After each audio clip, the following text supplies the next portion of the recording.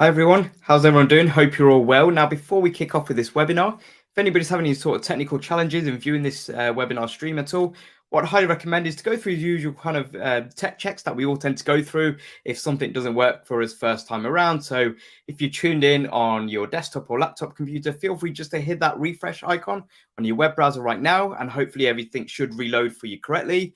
Alternatively, if you are tuned in using your smartphone or tablet device, feel free to come out of the YouTube app and click back onto the link that you received for this webinar session, and hopefully everything should be loading for you correctly as well. One thing to also note throughout this session is that there is live captioning that will be available. So if you wanted to enable captions, feel free to hover over this YouTube video and just tap that small box that you'll see, which has the letters CC inside of them, and you can toggle that on or off throughout the course of this session. Also, be sure to have a pen and paper on hand, just so you can kind of jot down some notes as we go along.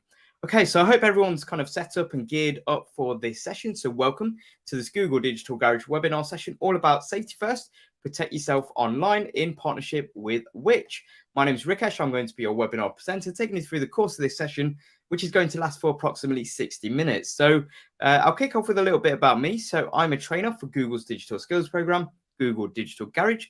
As well as that, I'm also a digital marketer. So I work with businesses to help them to create and to grow an online presence in order to attract more customers and or clients to their business respectively as well. Now, for somebody who works a lot online and in tech, it's very important for me to be aware of my own kind of online safety and just be aware of maybe some of the kind of the challenges that do exist out there.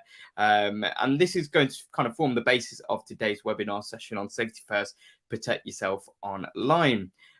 In partnership with Which. So that's a little bit about me. I'd also like to introduce to you at this stage my colleague and fellow Google Digital Garage trainer, and that is the wonderful Annie. Now, Annie is going to be our chat moderator today.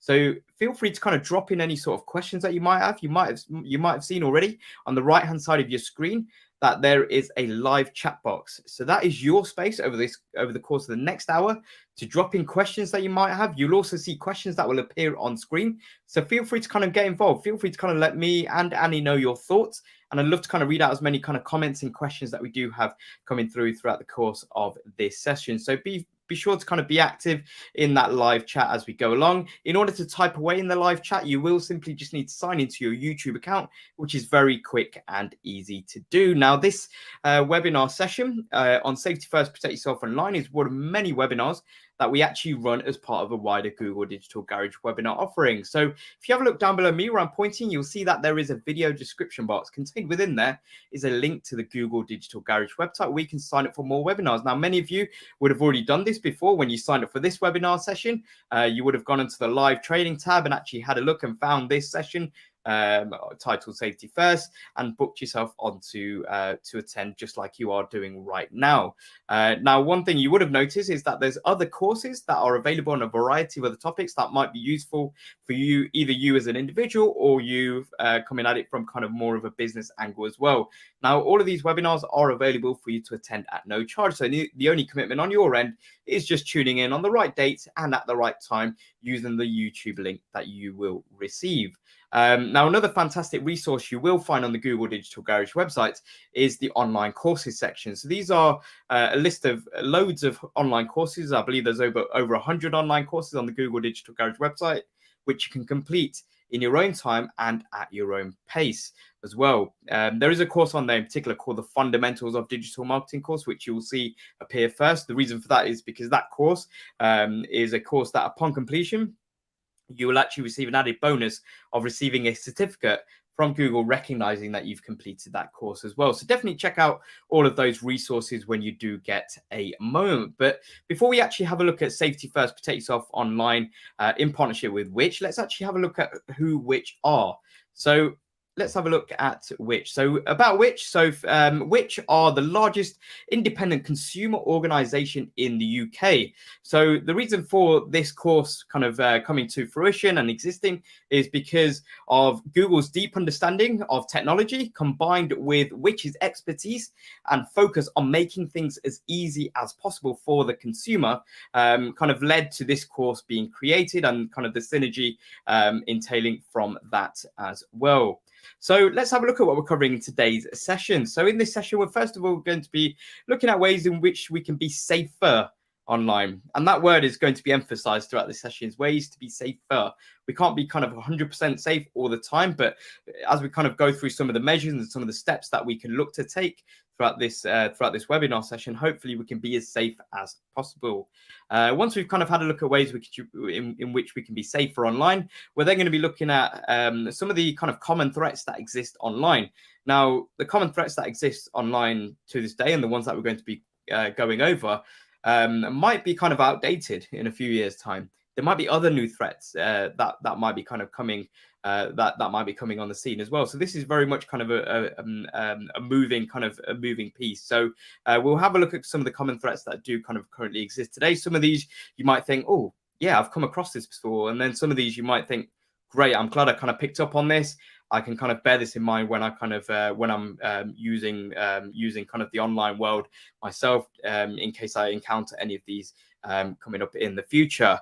Now, the third and final segment of this webinar session, we're actually going to be looking at how we can actually gain control if we've been scammed or we think we've been scammed. And we'll be kind of looking at it on kind of a sliding scale approach and looking at what kind of tangible steps that you can take to make yourself safe and secure.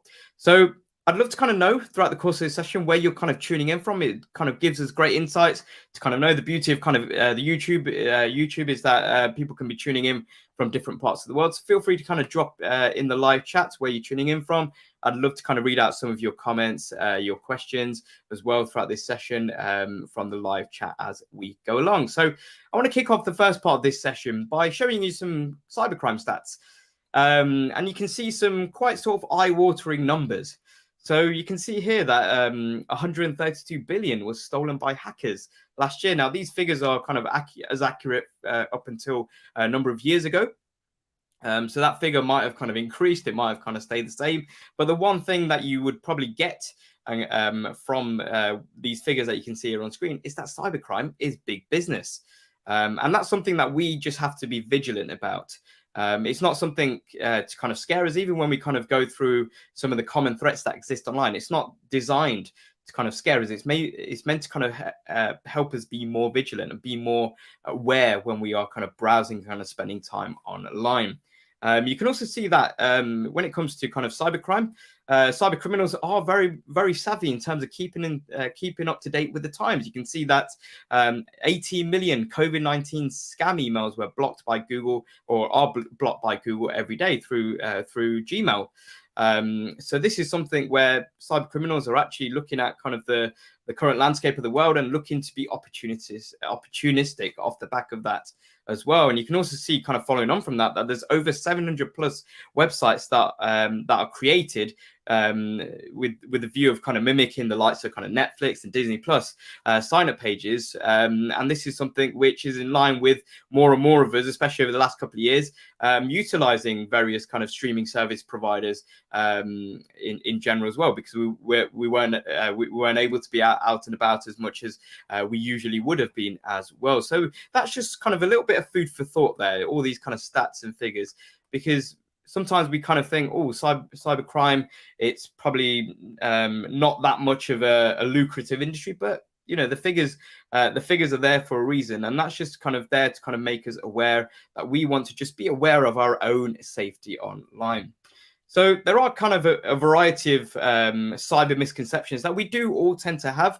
I know a few of these I used to have myself as well, and some of these you might think, oh, Rikesh, I'm aware of that, and that's great. If you're aware of some of these misconceptions, you catch yourself and you realize, no, that's the misconception that people tend to have.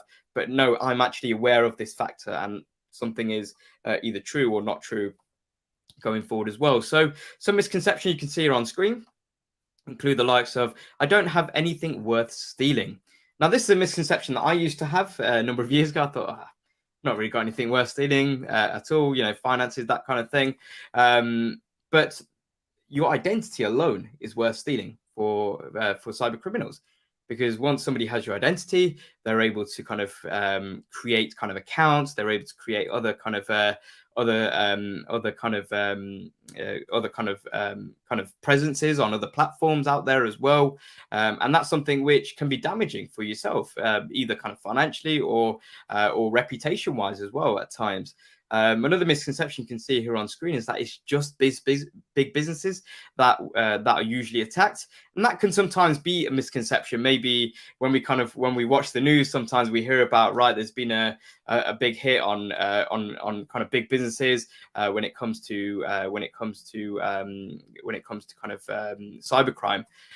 However, I mean, in the UK alone, according to the Institute of Directors, 5.4 million small businesses are collectively attacked more than 7 million times a year. So that's a lot of numbers there, you can see. So more than 7 million times. So that's quite kind of frequent for small businesses. And that's a large pool of businesses in the UK as well, 5.4 million small businesses, considering that the UK's population is just a little over 60 million itself as well. Now, you can see some of these other misconceptions. I won't kind of go through all of them because we are going to be covering some more of these as we go along. But you can see things like, my smartphone isn't vulnerable to cybercrime. That's another kind of misconception that we do have at times, but that's not necessarily the case. We just want to make sure that we are kind of on guard and just vigilant about these aspects as well. And even something like opening spam can give you a virus. That's kind of sometimes the automated kind of response that we do tend to kind of give, because we've been told, right, if I open a spam email, that you can give us a virus. That's not necessarily the case, and we'll look a little bit later on about what we can do if we do get a spam email that does come through, and we'll kind of look at how this is a misconception to itself as well. So let's have a quick check-in to see if there's any sort of comments or questions coming in from you at this stage. Okay.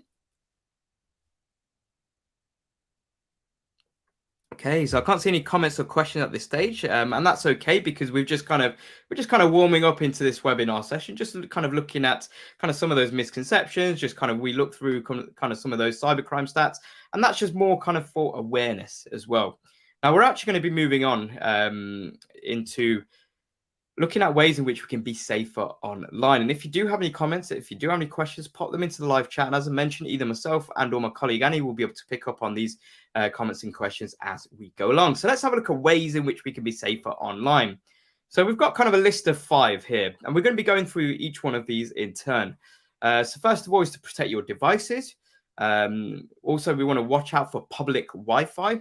We also want to shop online safely rather than safety, but also we want to shop online safely for our safety, right? We also want to maintain our security settings as well, and always be kind of looking to kind of refresh whatever settings that do, or new settings that do come on the scene as well. And also we want to strengthen up our password. So let's actually break this down and look at the first way that we can be safer online, and that is to protect our devices. Now, when it comes to protecting our devices, we have a multitude of kind of devices that we have these days. Our primary device is probably what you can see here on screen, which is a smartphone. That is pretty much it can be our kind of what is kind of classed at times as a daily driver device. It's the device that helps us to jump on social media. It helps us to keep in touch with friends and family, whether it be through kind of call, text, or instant message.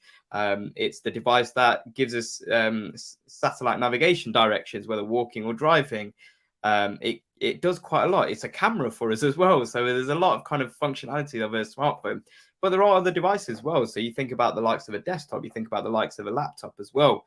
And when it comes to protecting all these devices, the mindset that we want to kind of get into is we want to treat our device, each and every device that we have, we want to treat it a little bit like how we would treat our passport.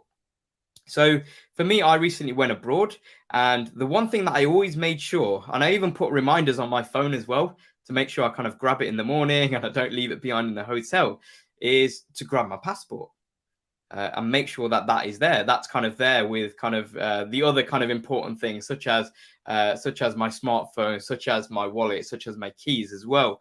So that's kind of the mindset we want to get to. We want to treat it and kind of put it on a high pedestal alongside the likes of a passport and other important valuables for us as well. So in terms of protecting each one of our devices, we want to kind of update our software. So if we think about the likes of our smartphone, we want to be able to we want to kind of check in periodically, and a lot of times we can actually check in on and kind of set up on our smartphone the ability to install software automatically, where we can even set it so that it installs overnight when we're sleeping, which is great. So when we woke up in the morning, our software is up to date and we're using the latest and best version, especially because the software updates that smartphone companies do bring out. And the operating systems that kind of that actually run those run on those smartphones is that they do tend to provide security fixes. So if there might be breaches or potential breaches that have been highlighted, these software patches, these software updates will be able to kind of resolve matters going forward as well. We can also use a screen lock, very, very important to do, whether it be through kind of a pattern, whether it be through a kind of a pin code combination. And something that we can do, and you can actually see, which is illustrated with this graphic here, is that if you do happen to lose your phone, a lot of phones these days, whether you are kind of on whether you're on an Android system, whether you're on an iOS system or other kind of systems out there, is you're able to actually kind of lock down your device, which is great. So for example, you can see here, you can navigate your way on Android to find my device. You can actually wipe all the data on the phone as well. You can kind of lock it down so that if that phone does get into the hands of somebody else, that they can't access your information specifically as well, which is great. So they're just kind of a handful of tips when it comes to protecting your device there as well. Now, one thing that we also want to do is we want to watch out for public Wi-Fi spots as well. And that's where sometimes using things called a virtual private network, you can see that here with the graphic on screen, might be useful. So virtual private network, or as it's kind of shortened to mean, is to be a VPN. So this is where you're able to kind of jump on at, let's say, your local coffee shop, and rather than using and if you are going to be using their Wi-Fi, you can actually stick on and enable your this virtual private network and actually locate it to a different part of the country that you're based in, or locate it to a different part of the world that you're based in as well.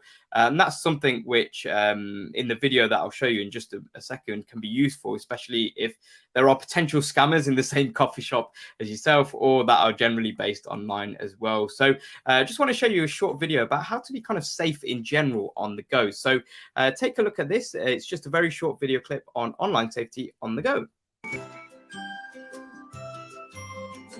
Very often, we access our email services or social network accounts on the go.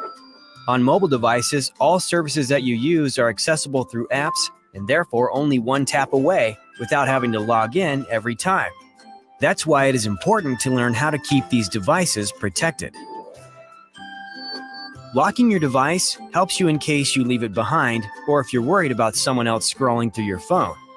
Most mobile devices offer options to create a PIN or a pattern. If you prefer a PIN, it's a good idea not to use consecutive series such as 1, 2, 3, 4, or personal information such as your birthday or address. The same principle applies to patterns. Try not to use patterns that are easy to guess, like geometric figures. Some devices also give you the option to hide your pattern when you draw it so that it becomes invisible.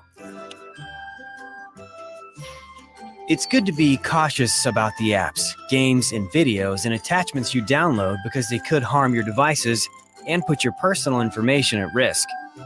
Beware of anything that claims that your phone is infected or asks for your password or personal information. You could accidentally download unwanted or potentially harmful applications or give someone you don't trust access to your account. To prevent this, a good rule of thumb is to always download apps from reputable sources, like the official App Store on your phone. It's also important to read the reviews and comments from other users and look for potential safety problems with the app. This can help you decide if it's secure to download the content. Once in a while, you might also receive notifications to download system updates on your mobile. It's important to keep all your devices up to date since new versions can help fix security problems identified in previous versions. Finally, always remember to be extra careful whenever you go online using a network you do not know or trust, such as when using free Wi-Fi at a local cafe, because it could be easily intercepted. When on public networks, avoid signing into your accounts or making purchases, since your passwords and financial information could be compromised. Now you know the importance of screen locks, safe downloads, system updates, and Wi-Fi networks. Decide what safety settings are right for you and set boundaries around how much information you share, when and where while using mobile devices. Okay, so I hope that kind of made a little bit more sense. I'm sure a lot of these kind of tips and tools that were mentioned on this video clip are kind of being used by you already. Even things about kind of your password and kind of passcode and kind of even the pattern that you use on your smartphone is not kind of going to be that regular square that was initially kind of used, just as an example there as well. Now you can watch this online safety on the go video back. It's readily available on YouTube, so feel free to kind of do that going forward. Now, just kind of continuing on in terms of kind of public Wi-Fi that we spoke about before we watched that video. There are a lot of kind of common kind of misconceptions and public Wi-Fi mistakes that we all might have kind of fallen foul to at times. One of them is that we tend to kind of sometimes do our online banking. So this is probably at times can be probably the most serious one, just to be aware of not doing. We don't want to be kind of using public Wi-Fi for that. Now, there might be some kind of some constraints sometimes where you think, oh, I don't really have that much data to use. But if you do have some kind of mobile data that you can use on your smartphone, then what I'd recommend is to come off public Wi-Fi and use your mobile data for doing your online banking, because a public Wi-Fi is just that, it's public. So other people have access to the same Wi-Fi network as yourself. So we want to make sure, especially with something as sensitive as our finances, we want to make sure that we're kind of doing that off of kind of more of a private network, whether it be our private Wi-Fi at home or off of mobile data as well. Now, another misconception is that we might assume sometimes that Wi-Fi is faster than mobile data. Now, that's not necessarily the case, especially because there'll be multiple people logging on to a particular public Wi-Fi. So if you think about the likes of a coffee shop, there might be kind of 20 or 30 people logging on to a public Wi-Fi, and chances are a lot of the times that is something which will mean that the public Wi-Fi itself is running at slower speeds because everybody's trying to kind of grab a little bit of that speed. And that's where mobile data comes more into play as well. Not securing your device is another kind of aspect that kind of lends itself to what I was discussing earlier on about kind of maybe considering something like a virtual private network if you are going to be using public Wi-Fi for anything. Although, as I mentioned a moment or so ago, you don't want to be doing it for things such as online banking, and also even things such as kind of downloading apps. Sometimes we don't want to be kind of using public Wi-Fi to kind of download apps, because that app is going to be coming directly onto our device. So we want to just be mindful of that specifically as well. And also generally doing too much. Sometimes we do too much on a public Wi-Fi just because we think, oh, it's a lot of the time it's readily available. It's we can use it for free, and we kind of trying to do everything with it. But we just want to be mindful of how we use public Wi-Fi in general. Now, another kind of key aspect to be mindful of when we are trying to be safer online is trying to shop safely online as well. Now, online shopping has been a phenomena for quite a number of years. It's probably since kind of the internet started and stores started selling kind of products and even services online. And obviously, over the last couple of years, I'm sure more and more people who weren't online have actually been starting to actually embrace a little bit more of online shopping. But one thing to always know is whenever we are shopping online, we typically will be kind of typing in things such as card details, we'll be kind of exchanging money. So we want to make sure that we are being careful with the way that we do shop online. So a question I want to kind of throw out to you all is, what do you consider where you shop online? So what is kind of the driving force for you shopping at a particular retail store as opposed to shopping at another retail store online? What's kind of some of the driving factors for you? Let me know in the live chat, because we all kind of have different kind of what I like to call checklists that we have in our mind. Like, oh, yes, I want to buy from this particular store because of familiarity. Maybe you've bought from an online retailer before, and you like, yeah, I like their clothes, I like the delivery, which is great. There's a lot of kind of different factors that kind of come into play. It could be things such as kind of the payment options as well. Maybe they accept certain payment providers like PayPal, and you're like, yes, I've already got a PayPal account, I can actually just check out that way perhaps as well. There's different kind of influencing factors that kind of come into play when we are shopping online. So a few kind of considerations to bear in mind, and some of these you might be kind of nodding and agreeing and thinking, yeah, these are kind of some of the things that I tend to look for before I decide to kind of part with my money on a particular online store. Something I mentioned was kind of familiarity plays a big part. So if you've shopped with somewhere before and you've had a positive experience, hopefully, then that is somewhere that you'd probably you're more likely to be shopping again. We also want to make sure that the website that we visit is secure. Now you can actually see that this is highlighted here with this graphic on screen. So typically you want to kind of look out for a padlock. So with this padlock, this kind of shows that it is a secure website. Another kind of spotting sign, as well as kind of the padlock you will see, is that the website has kind of the prefix, which is essentially HTTPS and then colon and then a double forward slash. Now, if it's an unsecured site, then it won't have the S. It will just be HTTP and then colon and then the double slash as well. So that's another consideration. Also, what you want to maybe do is, especially if it's an online shop which you've never bought from before, maybe the website's a little bit dated, there'll be kind of a few signs that will kind of come to you naturally that you might think, I'm not sure about them, or you've had a look at some of the reviews from other people, you're not sure.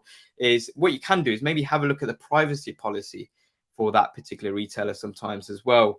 And also, where possible, try not to store cards on or card details on these online shops as well. Now, this kind of goes in the face of what online shops tend to do. They want you to store your card details because it makes it quicker at checkout, because you can say, right, yep, use my existing card, and then you move on to the next step, and eventually you buy from them straight away. But if you avoid storing card details, that kind of works in your favor, because you're not kind of leaving your trail, I guess, there as well. And you can kind of instead use to kind of check out through kind of secure payment method providers like PayPal, for instance, instead going forward as well. Now, another way to be safer online is to kind of manage and maintain your security settings. So in terms of managing and maintaining your security settings, we can run kind of a privacy checkup. So you can see here with the graphic on screen, you can do this with your Google account. You can jump into your privacy settings and have a look at the security checker, which will kind of give you a kind of a checklist on what your current security levels are like for your Google account. So you want to do that not only for kind of your Google account, but even think about the likes of your social media accounts as well. See what is visible out there, and see what people have access to in terms of kind of visibility in general. So this is something that we want to kind of on a regular basis just kind of check in on these settings, because many kind of platform providers these days, they do tend to update options in their security settings as well. So we want to make sure when those options are introduced, that we are kind of we have the finger on the pulse, and are able to kind of jump on some of those settings and either enable them or disable them accordingly as well. Now, we also want to be cautious with the apps that we are downloading, something that was mentioned in that video that we just saw. So we only want to kind of download apps that are from the official kind of stores of the various operating system providers. So if you have an Android device, then you typically be downloading off the Google Play Store. If you've got an iOS device, you'll be downloading from the App Store as well. And then we can go through kind of a further kind of verification method of reading through some of the app reviews that people have left, perhaps as well. Also, checking with permissions. So there will be certain apps, especially with some of the social media apps, where they'll kind of ask for access to your camera, access to your microphone, which is fine because that is in line with what you would typically be uploading. You'll be uploading maybe photos and videos, and that will require those two components of your smartphone. However, there might be kind of you might be downloading like a chess app, so you can kind of play virtual chess. Now, if something like that asks you for permission to your camera and your microphone, you might think, that doesn't really make sense. So that's something to kind of be cautious about as well. Now, we also want to make sure that we are keeping in mind passwords as well. Passwords is a very important kind of checkpoint that we want to be aware of, because we want to make sure that our passwords are strong enough so that other people can't guess them in general. So we want to have strong passwords. We want to consider password software and, where possible, enable two-step verification, or as is also known as two-factor authorization. So in terms of strong passwords, one of the easiest ways that you can actually use to create strong passwords is what you can see on screen, which is to create 3 random words. So you can see example here of cat, stranger, blue, 14, and then you've got the British pound sign there as well. And then what you can do off the back of this, so as well as kind of those 3 random words, with this example, you can see that there's a number or numbers here. And then you've also got a special character here with the British pound sign. And then once you have that kind of those 3 random words, you can actually create variations off the back of that as well. So rather than cat, stranger, blue, 14, and then pound sign, you can go for dog, stranger, green, 14, and then the US dollar sign as well. So you can kind of add a lot of that in as well. So that's just kind of one way in which you can help yourself in order to create strong passwords, or as strong as possible passwords, and then ensure that you're able to remember those by creating kind of variations off the back of that as well. Now, there's also lots of kind of password management software out there that you can use. There's the likes of kind of Google Smart Lock. You've also got the likes of LastPass. You've got other password management software. Before, I've used other types before, such as the likes of 1Password as well. And all of them essentially kind of work like a vault. So you will have kind of a list of maybe hundreds of passwords from different websites that you have created logins for, username passwords or emails passwords, and it's all been kind of created. And what these password management softwares do is that they will basically create a database of that for you, which even they're not able to see. And that kind of works through the form of kind of encryption. So even the information that they see, they won't be able to make sense of it. And with this kind of database passwords, this is all locked by one solitary password. So if you are going to be considering and going to be using password management software, you want to make sure that the one password that you remember out of all of them is the main kind of master password that allows you to get into that database, that vault of other passwords that you will see as well. Now, you've also got Google Password Manager, something which, if you've used Google Chrome as a web browser before, you would have seen and maybe even utilized. So Chrome allows you to kind of create and remember strong passwords for your online accounts. So you'll get kind of useful suggestions for creating strong passwords. You can find out more information using the link on screen here, which is passwords.google.com. Now, you've also got two-step verification or two-factor authorization, which just kind of adds an extra layer of security. So as well as kind of typing in your email address and your password, you can see this in action here with this graphic to log into a Google account, is that you can have an extra level of security. So once you type in your email address and your password, you can have a text message that gets sent to your smartphone. You can kind of jump onto an authentication app, which has a code that's being created that is only accessible on that device where you've downloaded that authentication app on, and then you type that code in order to access your accounts as well. So that just kind of adds an extra level of security, which makes it even more challenging for cyber criminals in general as well. And another thing that we can do is to install antivirus software. Now, you can see some examples on screen of both free antivirus software and kind of paid antivirus software as well. Now, these are kind of lists that have been compiled and kind of compiled by which. So these are kind of which's Best Buy antivirus software products that they've identified. So free products, you've got the likes of Bitdefender, AVG, Avast. You've also got paid versions such as ESET, Bitdefender again, because a lot of these antivirus softwares, they kind of work on kind of a freemium basis. So you do get certain aspects of their software for free at times. And then if you wish to upgrade, you can do to kind of more of a paid version as well. You've also got the likes of Norton under kind of the paid bracket as well. So with that in mind, let's have a check-in, see if there's any sort of comments or questions from you at this stage.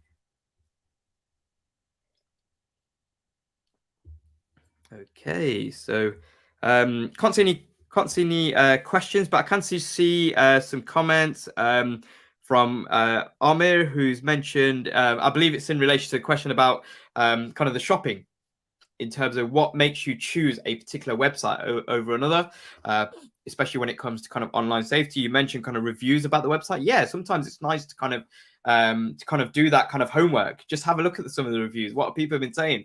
Have they been receiving their products that they've ordered as well? So there's a lot of kind of things that kind of that kind of ensue from that. So thanks very much for that comment there, Amir. Now, if there's any further comments, questions, pop them in the chat, and either myself or Annie will be able to kind of pick up on them as we go along. So let's now have a look at some of the common threats that exist out there, and crucially look at what we can do if we come across any of these threats.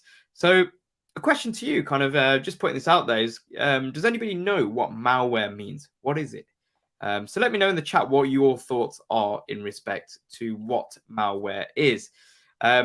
Now, whilst you're doing that, I want to kind of just explain a little bit more about what malware is, because we might have heard of kind of different words, perhaps, that might describe different types of malware. So you might have heard of words such as Trojan, or you might have heard of words such as ransomware, perhaps. So these are specific types of malware. Amir has mentioned here, malware is an uninvited guest trying to eat freely. Yeah, that's actually a really great way of putting things. Thanks very much for that, Amir. It's a really great kind of analogy there. So somebody who, you know, you've invited around, you're having a dinner party, somebody who you purposely haven't invited for good reason, because you know that they're going to eat all the food. But then they manage to kind of sneak their way into the dining room to actually sit at your table. So that's kind of technically what malware is. And you can see here kind of more of the definition is malware is used to try and steal your personal details or cause harm to your computer.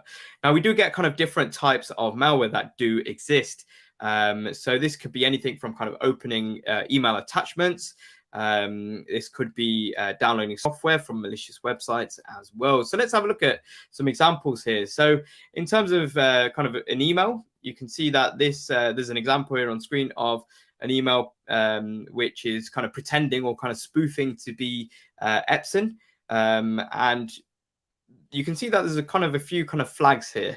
And this is actually an email that's been sent to somebody's Gmail address with the way that the screenshot is. Now, what you can see here is that there's that big red bar which says, be careful with this message. It might contain a virus or a malicious link. So we want to actively look out for these warning messages on any email platform provider that we are using. We want to look out for these warning messages that might crop up. And you can also see that there's another warning here in yellow, which says antivirus warning. One attachment contains a virus or a blocked file. So there's kind of a lot of kind of things to kind of look at, including even looking at the email address that this email has come from. So it's come from Epson at uparizia.com. So you can actually just maybe jump onto Epson's real website and actually find out, is that really their emails?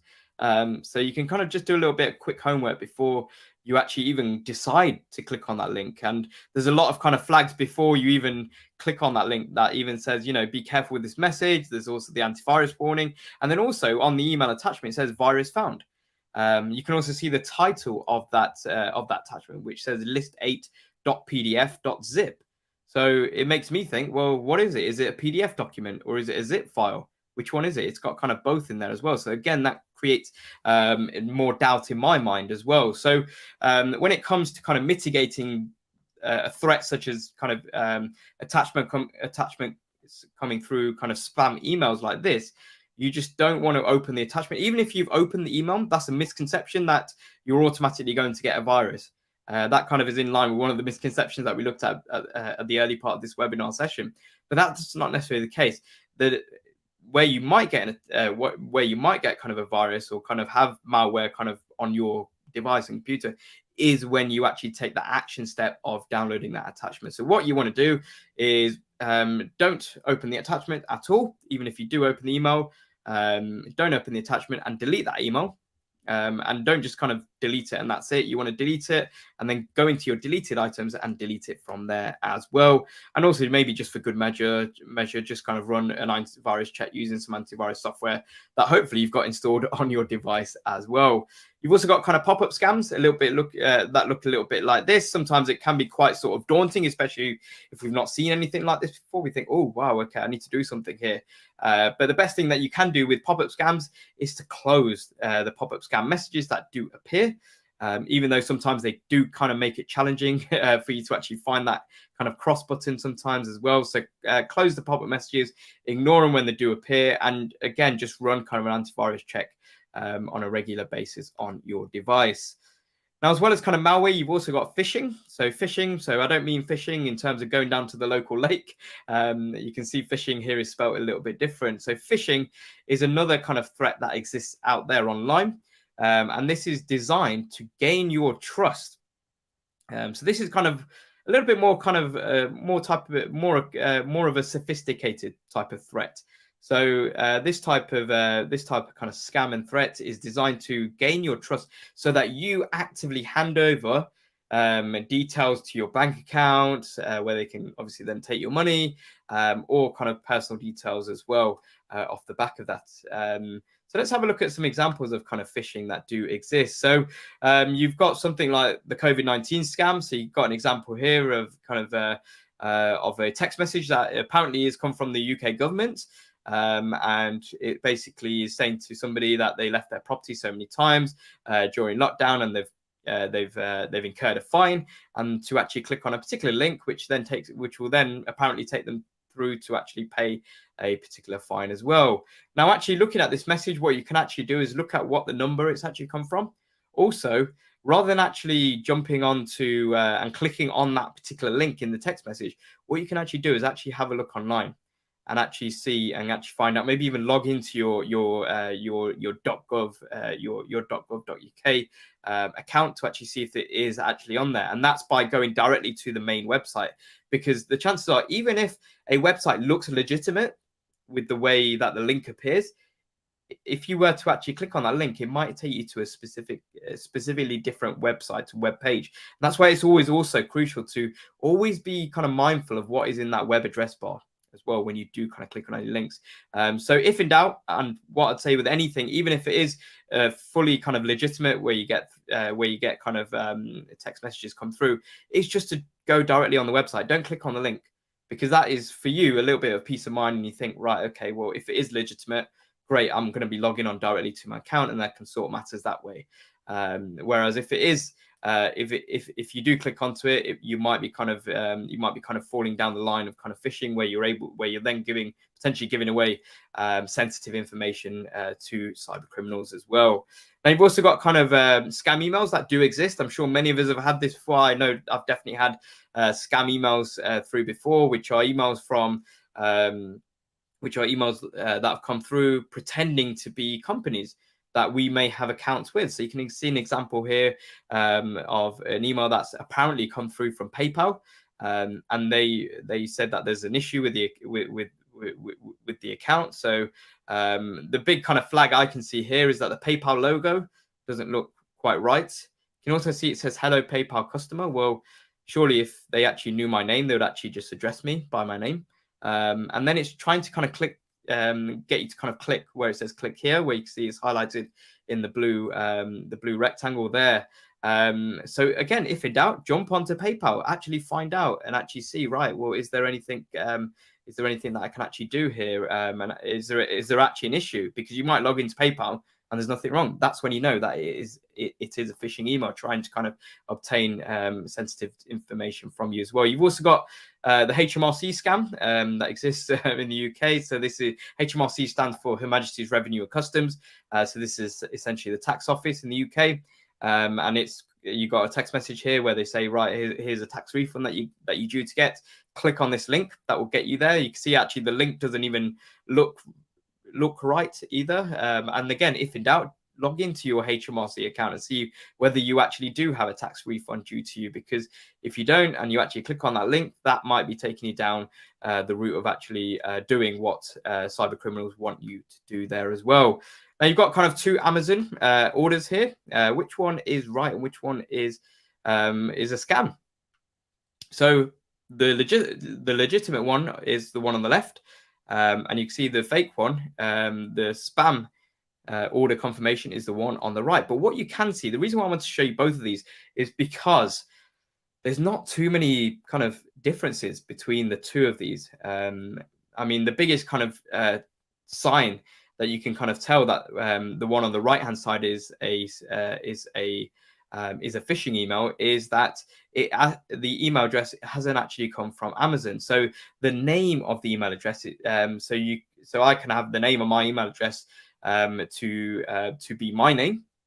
However, the actual email address where it actually comes from, if you actually click on see more, a lot of the times you'll actually see the actual email address that it was sent from. So this one's come from crose@1u.edu, and that's something which doesn't ring true to if you were actually going to be getting an order confirmation from Amazon.co.uk. So there's a few kind of telltale signs, but the reason why I want to show this is because it can be quite hard to spot sometimes as well.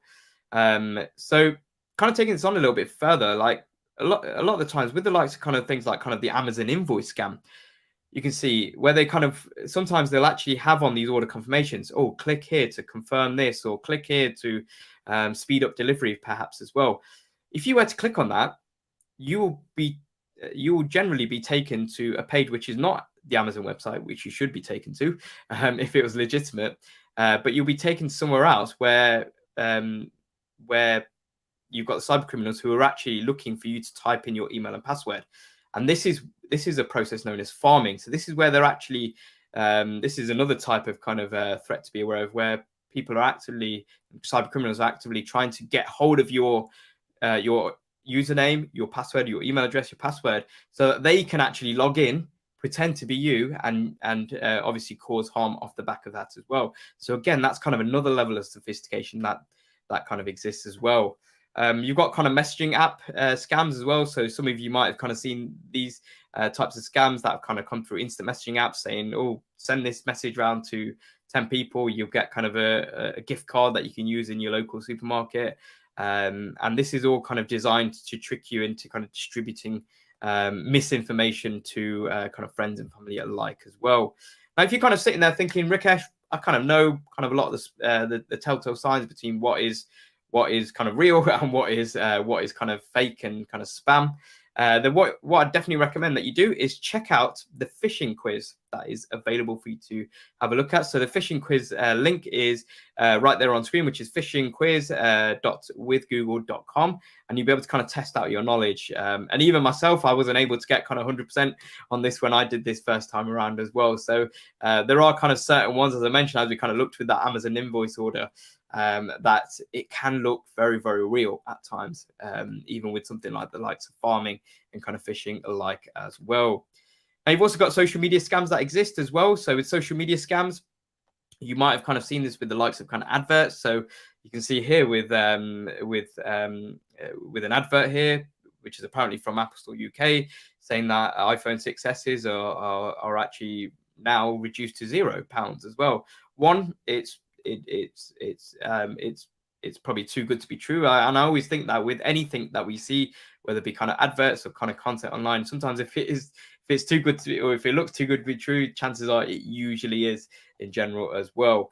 And then again, you just want to kind of go through your usual kind of measures. Sometimes with social media, you can actually find that kind of clarity by looking at kind of the blue tick through kind of verification, because that's where a platform has verified that this is a particular company, for instance, as well. And sometimes there might be kind of other kind of fraud scams where somebody else sets up and kind of takes your identity and kind of creates a profile off the back of that, and then they try and add other people. If you do have that kind of come through to you, like you get a request from a friend of yours, and if you know their telephone number, feel free to kind of just drop them a message saying, I've had a Facebook profile request from you, even though I'm already friends with you on Facebook. Was that you or not? If they say no, then that's another kind of flag, and that's something which you can then go ahead and kind of report to the social media platform authorities to kind of resolve going forward as well. So they're just kind of a few threats just to kind of be aware of online. And it's not there, as I mentioned at the beginning of this webinar session, this is not there to kind of to scare us and to kind of and not kind of go online at all. It's just there to kind of make us aware, so that we are vigilant and on guard, so that if we do come across any of these kind of threats, that when we are kind of using the internet, that we are aware of how to mitigate and what to actually do in these scenarios and situations. So with that in mind, let's see if there's any sort of questions or comments at this stage. Okay, so I can't see any comments or questions. So let's kind of roll into the final part of this webinar session and actually look at, well, I might have kind of fallen foul to one or more of these threats that we've just been through. How do I actually gain back and kind of take back control if I've actually been scammed, or I think I've been scammed? So what I want to show you here is a little bit of kind of like a traffic light system. So am I at risk? That's the question that we want to ask here. So you've got low risk, medium risk, and high risk. So if you get or you receive a lot of spam emails and you may have opened the odd one, that's fine, because remember that misconception of if you open a spam email, then you're going to get a virus. That's a total misconception. That's not the case. Remember, as we looked at with malware, it's only when you actually open up that attachment, or the attachment that usually exists within a spam email, that's usually kind of the trigger point of kind of a virus kind of being in the works there as well. But if you've opened one up, that's something which, just hit delete from your deleted items as well. And that's probably the category that most of us do tend to kind of sit in this low risk category. We get maybe a lot of spam emails that do come through. Luckily, a lot of the times that can get caught by our spam filter, so we don't even see them, which is great going forward as well. Now, you then actually have also medium risk. So this is where you might have actually replied to a scam email that actually comes through, or you might have clicked on a link within a spam email. The best kind of action or course of action here is to actually run antivirus software, do a full scan of your device, whether that be a smartphone, whether that be your laptop, for instance, and just kind of make sure that everything is all kind of clean and there's nothing kind of hidden or something that's been kind of accidentally kind of installed on your device. So that's very important to kind of note there, is even if you kind of see that there's annoying kind of pop-up messages that appear when you are browsing online and you might have accidentally clicked on one, then again, you just want to kind of run antivirus software and just kind of make sure that everything is clean, everything is working fine on your device. And then you've got high risk. So it might be the case, and again, this is something which, sometimes we might kind of naturally just feel, I really feel that I shouldn't have fallen for this. And sometimes we kind of go inside of ourselves rather than kind of seeking assistance from people, because it does happen. We do, at times we are kind of fallible. We do kind of fall for some of these scams, especially when they're kind of operating at such a high level that we looked at, and kind of the level of sophistication that they go into. Especially with kind of cybercrime being big business, which is what we saw at the beginning of this session. So we are kind of susceptible, and it will happen. So if we are at high risk, you can see, if you've maybe given over or handed over some of your details, whether that be your personal details, whether that be your financial details, whether that be you've downloaded a file, you've downloaded an attachment perhaps as well. If that's kind of the case for you, you want to kind of look at kind of these kind of certain action steps here. Now, before you actually disconnect from the internet, because that is something which you definitely want to do, what is very important to do first and foremost is to download antivirus software if you haven't done so already. That's the one kind of only kind of limit that I'd say is probably acceptable before you actually disconnect from the internet entirely, is make sure that you actually have antivirus software available and you've actually got that downloaded and installed onto your device. Then you want to disconnect from the internet, because that is kind of a way of kind of pulling the cord essentially. You also want to make sure that you are changing passwords, especially if they've been compromised. And you might actually see this on various kind of I know I see this on various kind of password managers myself, where you will get kind of a bit of a flag, and a lot of the time it does kind of work in traffic light system to say, oh, there's a particular organization out there where there has been there's been kind of a breach, and thus you might want to consider changing your password. Now, these kind of prompts are not there for you just to kind of ignore them. We want to actively actually change our passwords as well.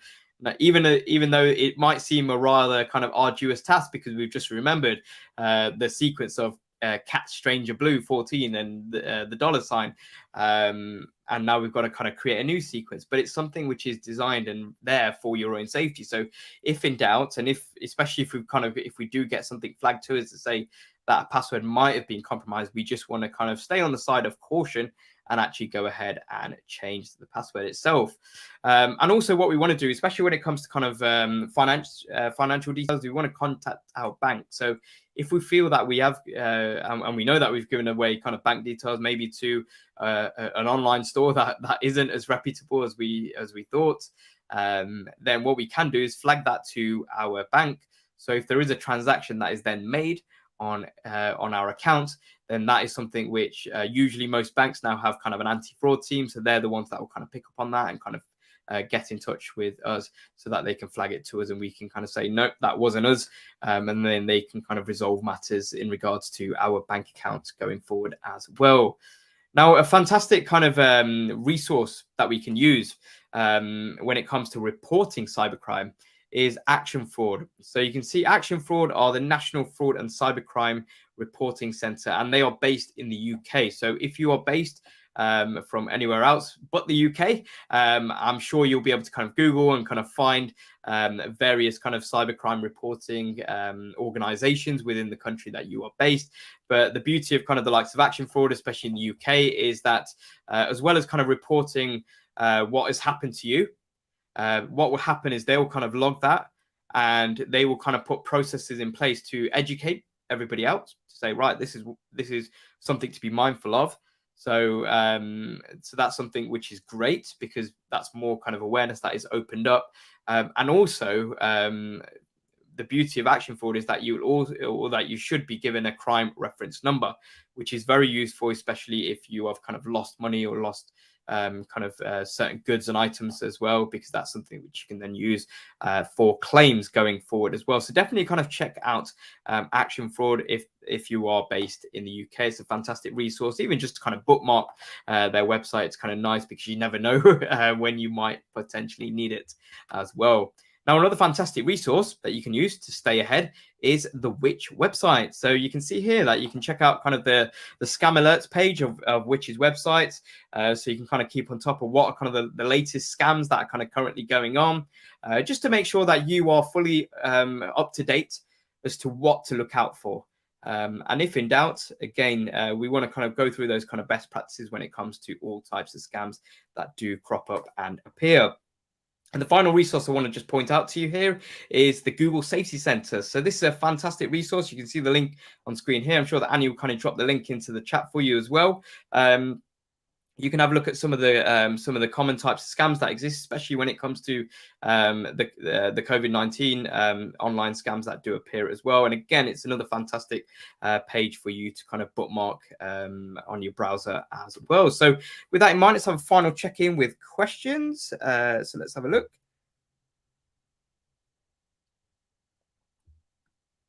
Okay, so I can't see any final questions. So let's actually roll into our next steps here. So in terms of one of your next steps is, if you haven't done so already, definitely go ahead and install kind of antivirus software. Be mindful of some of those kind of best practices kind of that we saw in that video. So make sure that we are kind of using kind of kind of various checklists in our mind. We even want to kind of maybe jot down some checklists if if we're not sure about certain apps that we find. We want to make sure that we have a checklist. Are we downloading from the Google Play Store, the Apple App Store? Are we looking at kind of the reviews? Are we looking at kind of some of the permissions? We can kind of create our own kind of checklist going forward as well, and just kind of just be very vigilant about all these threats that exist. But we can still go ahead and actually browse in a safe manner, because as was kind of the title of the first part of this webinar session, we are generally always looking at ways to be safer online. Because it's a forever evolving world and industry. So there will be kind of new threats, new scams that will appear. So we just want to be vigilant in respect of that as well. So I hope that you found this session useful. If you did, both myself and Annie would appreciate a little bit of feedback. Got a feedback form link on screen here, which is at goo.gold/digital garage feedback. Feel free to also rewatch this webinar session back. It's going to remain live on YouTube for up until sometime tomorrow. So feel free to kind of go back, rewind, pause at certain points, and jot down some further notes as well. Feel free to also share your experience on how you found this session. If you're going to share your experience on something like social media, feel free to include our hashtag, which is hashtag Digital Garage as well. Also, check out the Google Digital Garage website. Remember, the link's in the video description box below. Sign up for more webinars. Also, check out some of the online course. Remember, it's the Fundamentals of Digital Marketing course, which is the course that upon completion, you'll actually receive a certificate at no charge from Google as an added bonus as well. So apart from that, I want to say a massive thank you to Annie, who I'm sure agrees has been a wonderful chat moderator. And thank you for tuning in to this Google Digital Garage webinar session. And I look forward to seeing you all again soon. Thank you. Goodbye.